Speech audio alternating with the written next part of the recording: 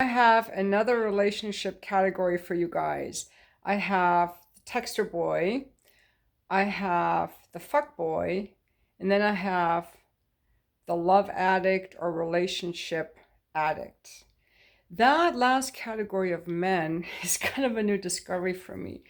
These are men that, or it could be for women too, that don't like to be alone.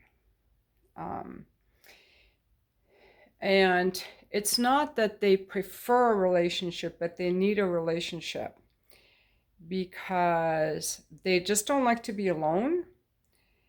And this happened to me on the date that I had yesterday. This gentleman told me,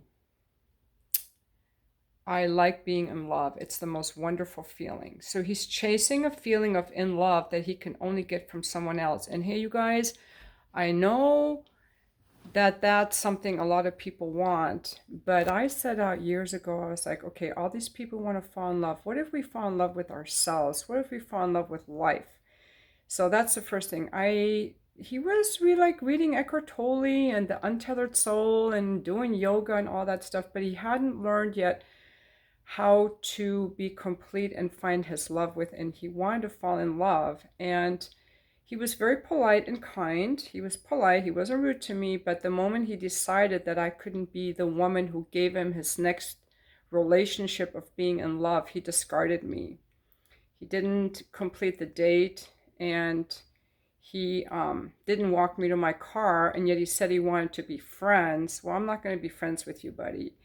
That's not how friends treat me. But so this feeling of wanting to be in love, and from the time he was divorced, he's been in one relationship after the other, or 2 year one, a longer year one. And I've met men like that. They get divorced after, say, 10 years of marriage, and then they hop from relationship to relationship, not like a month long, but 2 years long or 5 years long. They need to be in a relationship. And none of these relationships are healthy enough to last.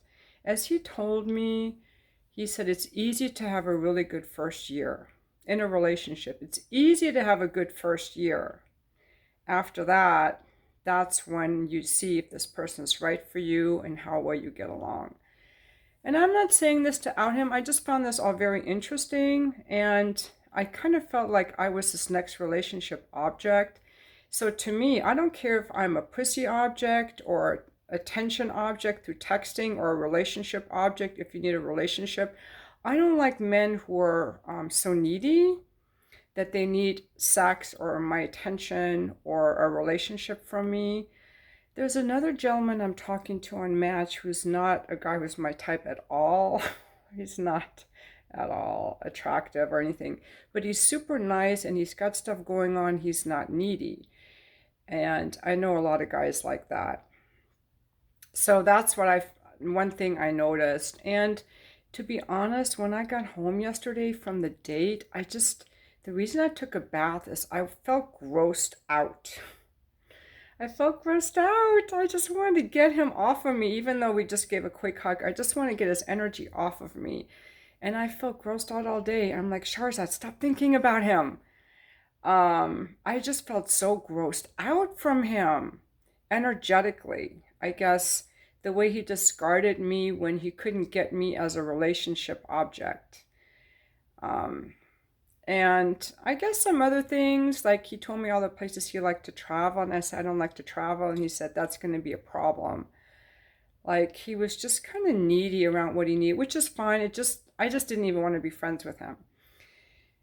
And I don't feel that way with my escort clients. It's really rare that when an escort client leaves, I'm like, I gotta wash this guy off of me. It's really rare. It maybe happens once a year. Um, but I've noticed too that my encounters with my escort clients are enjoyable.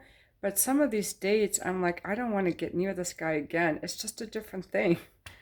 So I'm going to add this third category of men who use women as objects, and women can do this to men. So you're using someone as an object if you need them to give you sex, give you attention, give you a relationship, give you something. And I know what it's like to be needy. I've been needy, but right now I'm in like this really good centered place where I'm finally not needy.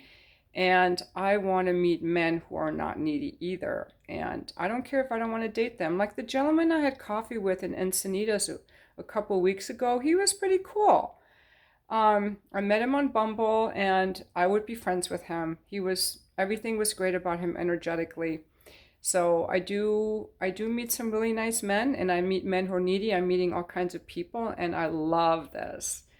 Do you see any other category of need that I should add? So we have the fuck boy, the texter boy, and the relationship boy. Not as in I'm coming from a healthy place, but I need a relationship. I need to feel in love. I need to have a woman. I can't be alone. I'm just needy. That's why I say I want to date a guy who's been alone for at least a year and is happy being alone. Show me that you can be happy being alone. Although I think it could be harder for men than for women, but it shouldn't be. What are your thoughts? Thank you for watching my video.